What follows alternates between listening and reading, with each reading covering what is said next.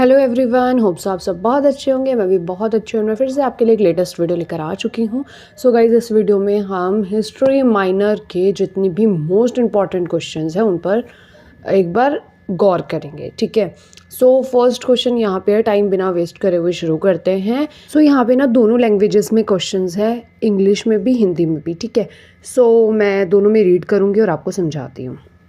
Evaluate the signification of literary sources of the recognition of early India history।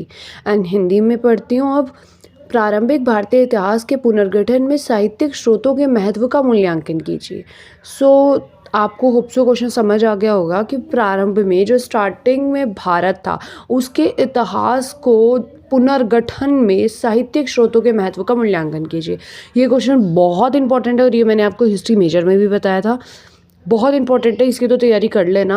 आपको वही सारे स्रोतों को इसमें जो है बताना है जिनसे भी हम अपने भारतीय इतिहास को जान पाए हैं। Discuss the various factors of the rise of heterodox sects in the 6th century BCE।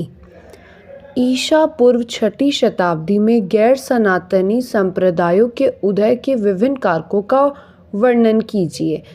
So guys, ये क्वेश्चन भी बहुत इंपॉर्टेंट है। इस क्वेश्चन में आपको गैर सनातनी जो संप्रदाय थे, गैर सनातनी मतलब जो हिंदू नहीं थे, उनके उदय हुआ था। तो उदय हुआ था 6ठी शताब्दी में। तो क्या क्या कारक उस टाइम थे, उन सभी को ही एक्सप्लेन यहाँ पे करना है। तो इन सभी क्वेश्चंस के आंसर आपको मेरे टेलीग्राम ग्रुप पे मिल जाएंगे। सो आप वहाँ ज़रूर चेक कर लेना।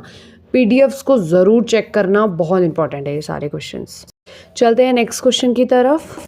Discuss the main features of the Maurya administration. Maurya प्रशासन की मुख्य विशेषताओं की विवेचना कीजिए।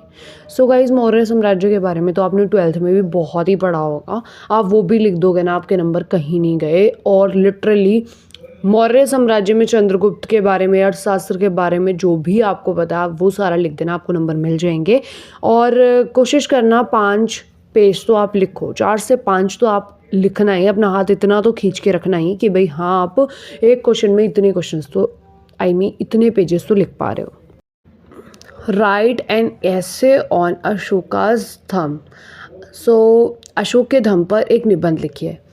ये क्वेश्चन भी बहुत इंपॉर्टेंट है। सबसे पहले मैं आपसे एक क्वेश्चन ही करूँगी, अशोक कौन है?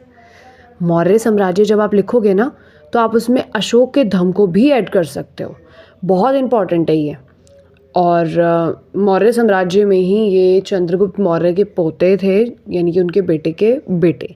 ठीक है। सो बहुत इंपॉर्टेंट है, याद रखना। और इस क्वेश्चन का आंसर आपको मौर्य प्रशासन वाले क्वेश्चन से भी मिल सकता है। तो ज़रूर अच्छे से इन क्वेश्चंस की प्रैक्टिस करके जाना अपने एग्ज़ाम में। The next question is discuss the importance of archaeological sources of the recognition of early India history.